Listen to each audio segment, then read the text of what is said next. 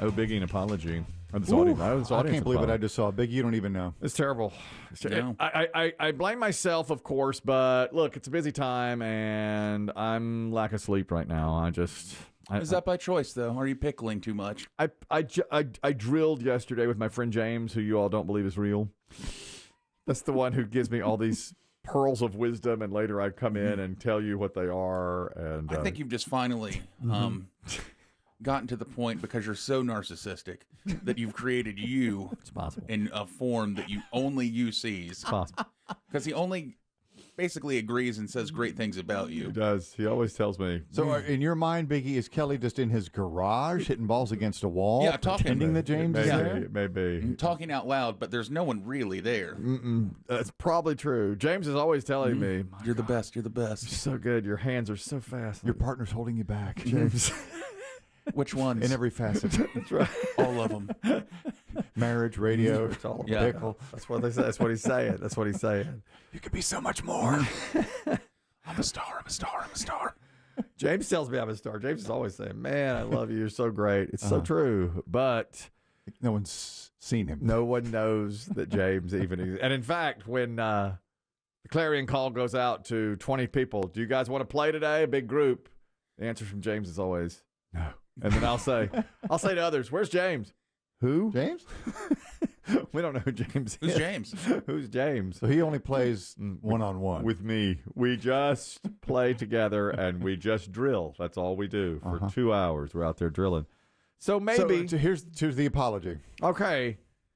Biggie, during the commercial break, a lot of people called about President Trump going to the Super Bowl. So Biggie was in there furiously working and saying, "All right, we're going to..." People had some great stories to tell. "We're going to record you and get you on." And then he'd say to me, like, I was leaned back doing what I usually do during commercial break, looking at the ceiling. Thinking of people who wronged you. Right.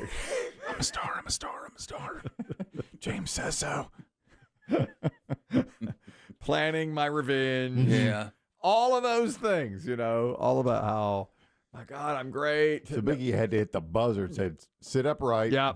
Turn on the recording machine." And he said, we have JW, we have Chris. They both have fantastic stories about President Trump being at sporting events. So JW was first, and he said he went to the College Football National Championship game in 2017, and Trump was there, and it was raining. And because of that, he had to stay outside in the rain for 2 hours because of the security. And therefore, he doesn't think Trump should go to these games because it causes such a security nightmare. And then Chris said he worked in the infield. He worked on a NASCAR team. And the Secret Service, the year Trump went to the Daytona 500, had to be in the infield, like mixing with all the other fans who were out camping because of security threats. Imagine that. I mean, a NASCAR event, you've got everybody in different places. And he said it was a nightmare. Yeah, he said that Chris said that the NASCAR teams, the crews had to get there 5 hours early. You're right. Right. So everything could be scanned. And he said all of it, they had to get there 5 hours earlier than usual. And so I said, "So would you prefer that Trump not go?" And he goes, "No, I'm with Biggie. If I was the president of my country, it's like, saddle him up. Let's do it. Let's roll. I want a seat." So they were colorful and both were great. And what I wanted to do was edit the calls to make myself sound smarter. All you had to do was hit the stop button. But instead of hitting stop, I hit a button that says, "Whatever you do, never hit this button. It will delete this call." And, Forever and ever. And I hit it, and it was deleted. Oh. And then I hit undo, and it said, "You should know there's no undo action for this. You just lost these calls." It's times like this I want to do exactly what you would do to me. How would you say that this happened? And going forward, what can we do to prevent this from happening again? Are you a DEI hire? Am I? Am I a DEI hire? I might have been. It's possible. I definitely am. Did they hire me because... let's be honest, that's how I've still retained this position. Yeah, is that true? Did they hire me all those years ago? Yeah. Because they needed some sort of program for people that weren't that bright to be Believe me, if upstairs you think they're not having meetings going, I think we can finally fire Biggie.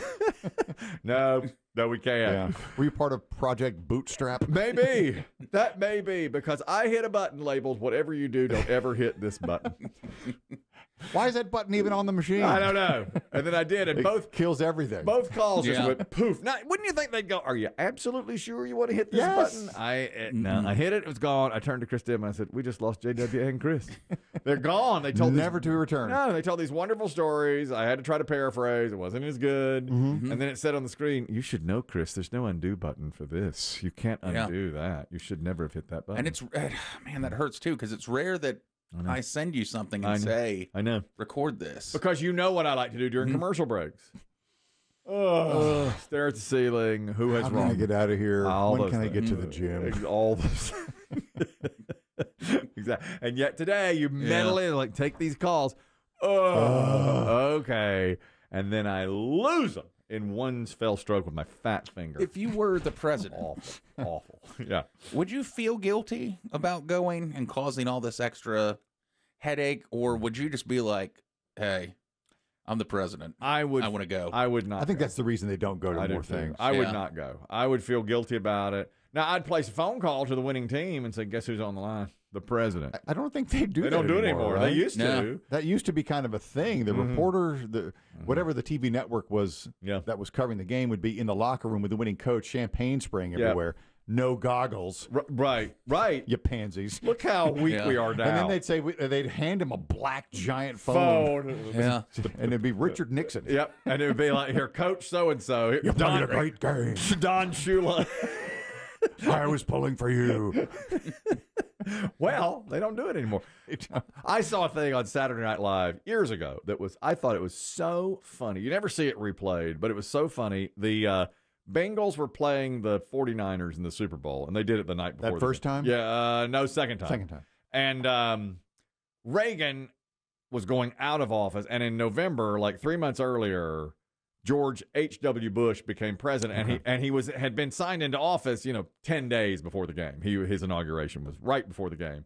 So they have Joe Montana, like the winning quarterback, some actor playing him. And they're like, we've got a call from the president, and it's George H.W. Bush, and it's Dana Carvey. He's like, you guys played the best game, And then it was like, call waitings coming in. They say, sorry, boop, we've got another call. And they're like, what? Click, So they click, and it's Reagan. And he goes, well, I thought since I was president during most of the season. You don't want to hear from me? I figured, Yeah. I'll take this call. Most of the playoffs. So and Bush is just like sitting there like Sitting on hold. Yeah. I thought that was hilarious. Wonder who this is a fact checker Rusty job, who's the last president to place a call to the winning locker room. Clinton? You think Clinton did it? Maybe. I think H-Dub did it. Did they ever call World Series winners or NBA champs? I don't know. I bet they. I don't know. I don't know. But I mean, used now to, the winners visit the White House. Right. Yeah. That wasn't always a thing. Well, no, I think they did. I know that Washington visited when Reagan, because there's a famous thing of Reagan like throwing the football. Joe Gibbs is standing beside him. That's the 80s, and they go. And I don't, and they still go. But I used to love it. It was expected. They'd be interviewing the coach, and then somebody'd say, "Oh, wait a minute, we have a phone call," and they'd run the phone over. Maybe now they just text. Good job. Thumbs up emoji. Way to go. Exactly. But now, do you think that Trump, who'll be at the game, if the Chiefs, whoever wins, will he go into the winning locker room? Oh, I would. I have a feeling he'll leave before it's over. Yeah. I think you think he will? think that's usually how it happens, right? Beat traffic? Yeah. Yeah. Yeah. Yeah, I don't think they stay. See, that's where, again, I'd want to be there. If you're Start Trump, to Because he went to the finish. Army Navy game too, right? This he this did. past year. He did. But if you're Trump, and he's got an ego on him, if the game is in the third quarter and it's 21-21, I'd probably say, I'm staying. But then, okay, you visit the locker room maybe. Once you leave, everything has to be shut down. You have to get out first. They have to shut down all the streets. Nobody around. can leave? No, I don't think so. I mean, I'd say the streets are clear. Yeah. That when the presidential limo comes into town for a That's right, they speech or block something, everything. they block everything. I'd big stay in city my like- suite for a while. after the game, tailgate. Yeah, I'd say re-up the food. Yeah. Let's, Mr. Trump would like more chicken fingers. yeah. I want some more chicken fingers. Yep. I want some of those fried macaroni and cheese bites. Yep. You know. Yeah. What's a specialty down there? The what the little donut look. Oh, the Beignets. Beignets. Yeah, he wants some Give me beignets. some Yeah, beignets. bring me some beignets. I want some red beans and rice. Let's go. Oh, Creole that thing up. Give me Yeah, some man. Give me some gumbo. Let's go. Let the crowd leave. I'm gonna hang out. I'm gonna go say hey to whoever won. Mahomes or whoever. That That's traffic right. thin out. Yep. Yeah. And then get out of here. Fly on back. I mean, if you're the president, you could do it that way. Speaking of, this is about food and politics. Tom DeBomb, he's a P1 listener. Yeah. He's got an idea for the goose eggs. Now, I got rid of all but one of them. He says the next person that gets 0 against Chris Demm and Put Up or Shut Up Rock and Roll Trivia gets a literal goose egg. There's our okay. Well, that's pretty funny. I'll leave it in our fridge until the next person gets a literal 0, and we will give you a goose egg. That is a great idea. Tom DeBomb, he's got good ideas. And I with tell these you, things. I got an interesting email from George P1, and he said that lately we've had some close games, and where the player plays very well, does not receive a body bag, but does not win the game either. Right. So they're close. 8-6. So and then he wants to have a close but no cigar shirt, sponsored by a cigar shop or a vape shop. Get me a vape shop on the phone and a close. Or Havana Phil. Give me Havana Phil and a close but no cigar shirt. And maybe we should give you a cigar. We'll give you a Havana Phil.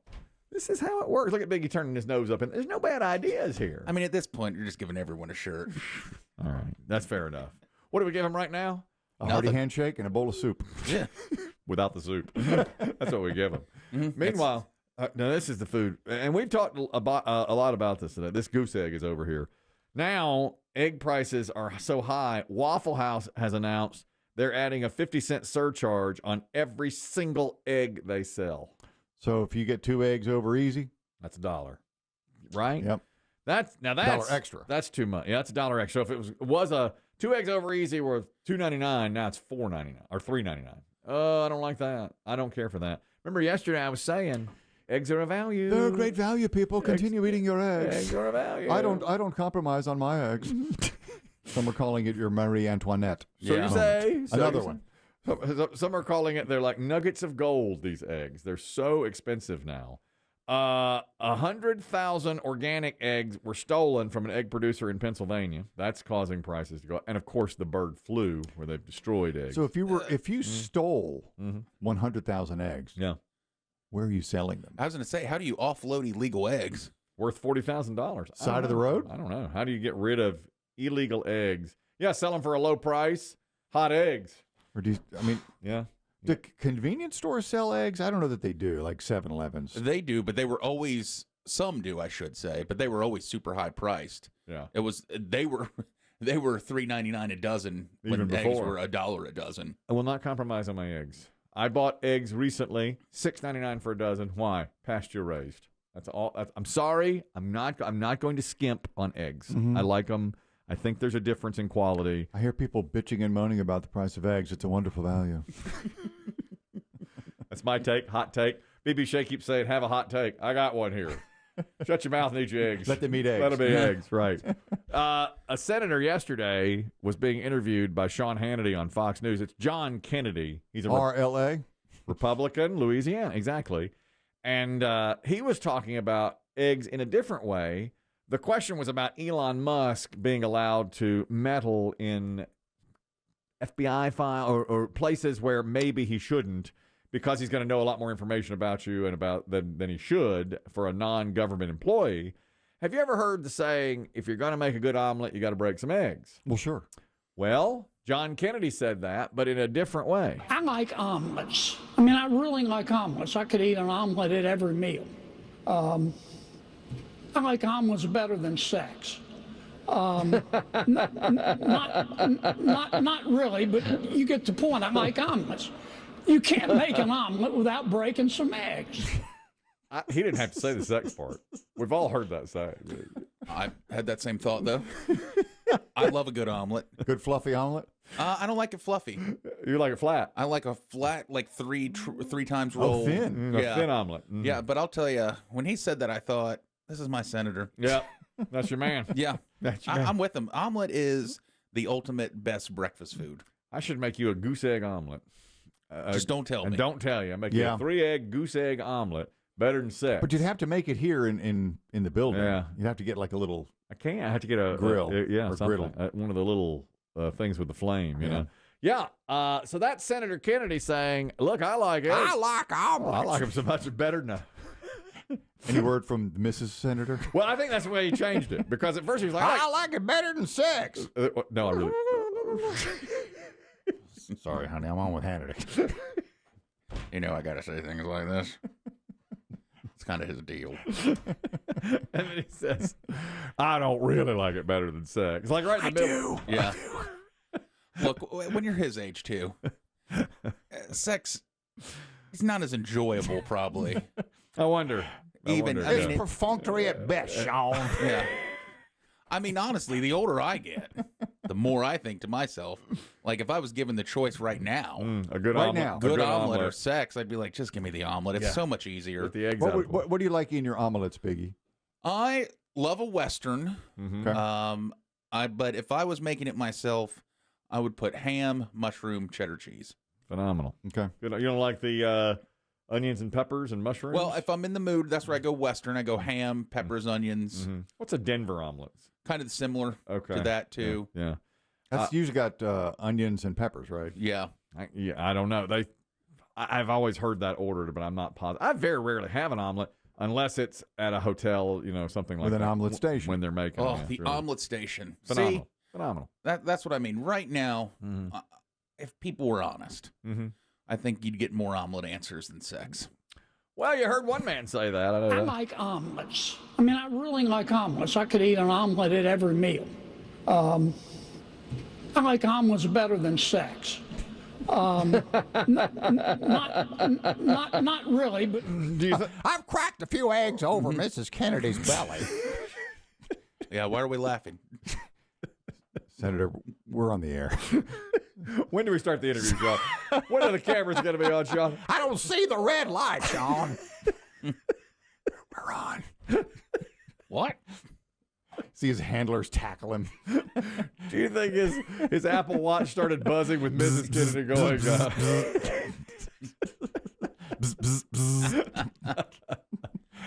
It's possible. I like her frittata, Sean. Ooh, a frittata is good, too.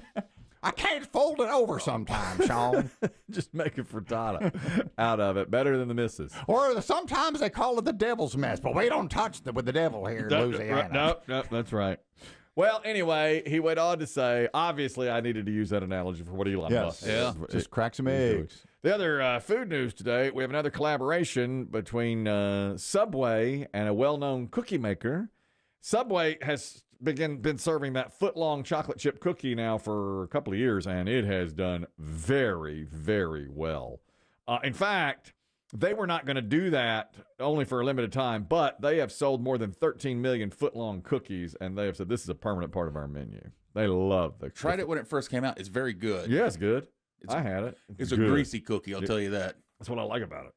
Is it just chocolate chip? For now, but as of next week, Subway has worked closely with Oreo to create something that fans of both brands are going to love, the perfect blend of our popular double chocolate cookie with the delicious and delicate crunch of their signature chocolate cookie and cream filling. So it is an Oreo cookie that's a foot long at Subway. And it does well. I bet it does Yeah. too.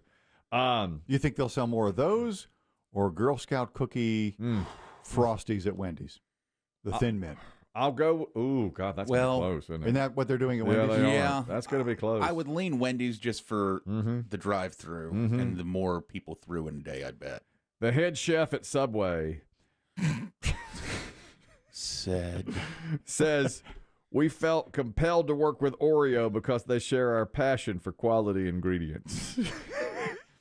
When it comes to partially hydrogenated vegetable oil, no one can touch what they're doing over at Mondelez.